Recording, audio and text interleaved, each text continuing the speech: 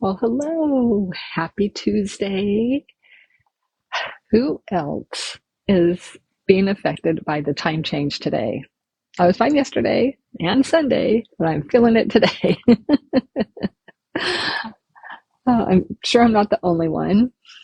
First of all, thank you so much for joining me. Thank you for joining me live. And for you, those that are going to be joining me on the replay, thank you so much. I appreciate it. If you don't know me, I'm Tina. I am a certified life coach. And I went from being diagnosed with Lyme disease back in 2018 with a host of problems such as fibromyalgia. I dropped down to 80 pounds. I had severe anxiety, chemical sensitivity, food sensitivity, light sensitivity. You name it, it was all affecting me. And I was almost bedbound. I went from that to living a life of thriving. I could eat whatever I want. I've been flying. I can travel. No more anxiety. I did that with the power of neuroscience. I am so grateful for DNRS and neuroscience. It gave me my life back. But I just wanted to introduce myself so you know who I am. And today I want to dive into the topic of procrastination. Who else procrastinates? Say me in the comments. I was like the queen of procrastination. I swear. But that is no longer the case. So I want to share with you the 3 steps that really helped me overcome procrastination. One of the things I want to touch with before we get into the 3 steps is procrastination often can be a perfectionist loop. And what happens is you want to do things so perfectly that you never get anything done. You just keep on putting it off because you don't have the time to do it perfect, or you're afraid to start because it won't be perfect. I know that was one of my things sometimes about cleaning my bathroom. As a child, I had to do things perfectly to get my allowance, so that kind of rubbed off on me. So a lot of times I would put off cleaning my bathrooms because I didn't have the time to do it perfectly. And when I mean perfect, I might wash the wall, just beyond perfect, which no standards that nobody can really live to. So that would get me procrastinating. Who can kind of relate to that? Putting things off because you want it perfectly. Say, that's me in the comments. Like I said, it can be a loop of perfectionism. And who else can find yourself scrolling through social media, goofing around when you should be getting something else done? Or you go in real quick to do something like maybe do a Facebook Live, and you find yourself scrolling and you're like, whoa, wait a minute. I am putting it off. And why am I doing that? And that's how I found out that for me, sometimes it's because I want things perfect. Or I have a lot of friends that are writing books right now. You sit down to write a book and you're like, that load of laundry, I better put that in first. And I better wash those dishes. Before you know it, the day's gone by, got nothing done. And then in the day, you feel pretty crappy and don't feel good about yourself because you didn't do what you intended to do for that day. Who else can relate? Say me. So let me dive into the 3 ways to help stop that so you won't be procrastinating anymore. Or it still happens sometimes with me, but for the most part, I don't do it. So anyways, number 1, your why. Your number 2 is DIA, and I'll explain all these. And number 3 is celebrate. So number 1, your why. And you've probably heard this several times. Have a why that makes you cry. And sometimes you're like, oh, that's kind of cheesy, but it is powerful. There's a reason that you say that your why is what can lead you. What is your big dream? What is the one thing that you want to do more than anything? And who do you need to become to make that thing possible? The reason I say that is sometimes when that procrastination comes in, I realize, wait a minute, is this the future Tina that I want? The future Tina doesn't procrastinate. So that why can get me to stop procrastinating, because I'm like, nope, that's not who I am anymore. I'm not the procrastinator.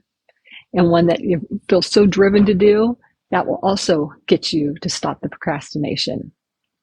For me, one of the big ones, my big why, was I didn't like how it was making me feel anymore.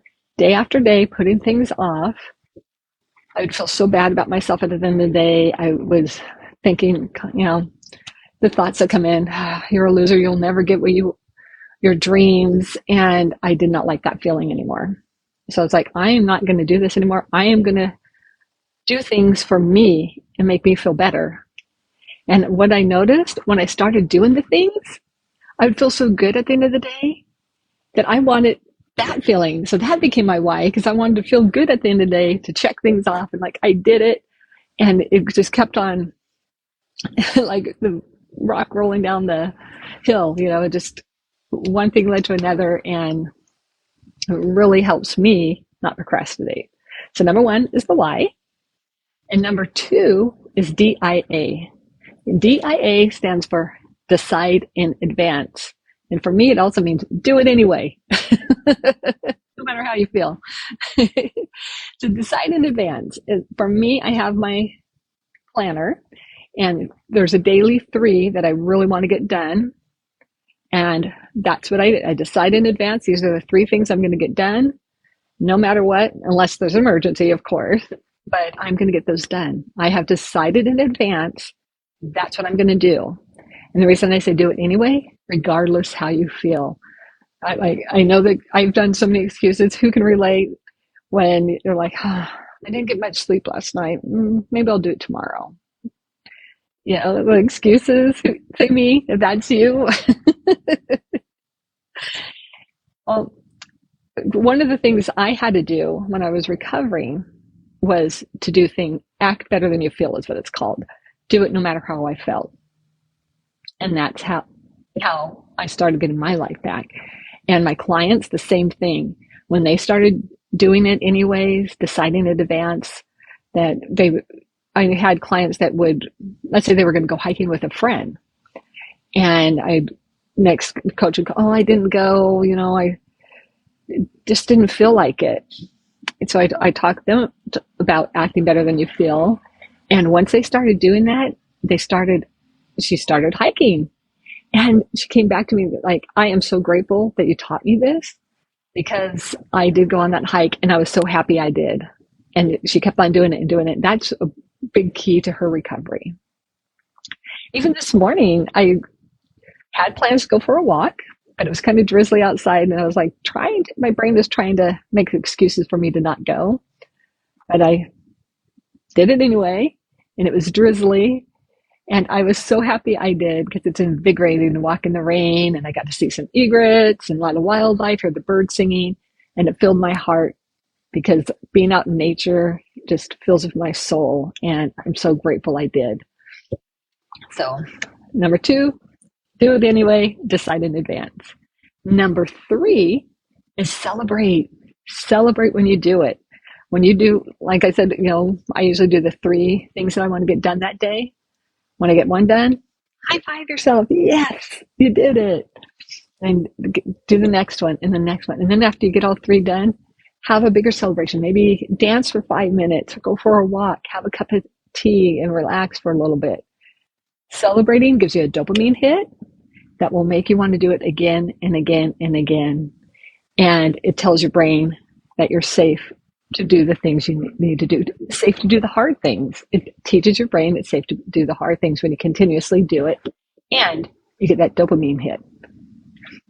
And isn't that make it more fun, right? Celebrating makes it more fun. One of the other things you could do is get a calendar and maybe do a cute sticker. I still have some here. Oh, this one's not that cute. So yeah, put a sticker for the day that you got it done. And then maybe have something like, after I do, at the end of the week, when I have 5 stickers out of 7, I'm going to do something fun to go out for coffee. Maybe a calendar full of stickers will go out on a date night. Make little goals for yourself too, by how many things you get done.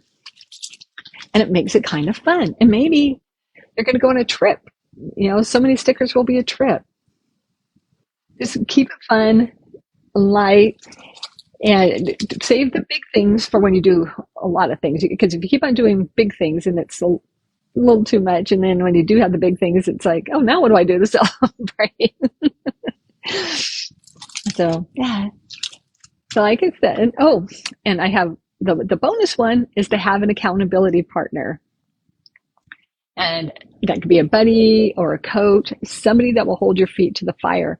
Somebody like a lifeline that you can say, hey, I am just not feeling it today. I think I'm going to go crawl into bed. And their accountability partner is like, no, girl, go do it. And call me when you're done. Somebody that's going to keep you to doing and keeping your promises to yourself. And a coach can also help you work through the blockages that are keeping you stuck from not doing the things you really want to do. So just to sum it up, the 3 steps to overcoming procrastination, if I can talk, that helped me is number 1, have a why. What are you passionate about? What's going to get you out of bed and make sure you get your things done? Number 2, DIA. Decide in advance you're going to do it and do it anyway, no matter how you feel. And number 3, celebrate. Do something fun.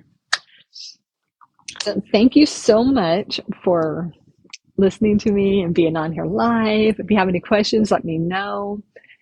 And if you would like to dive further into this topic, I am going to put a link in my comments on how you can work with me.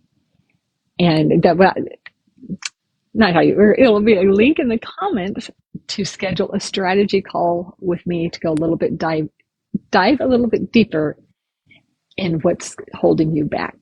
So have a beautiful rest of the day. Thank you so much for being here. I'll see you later.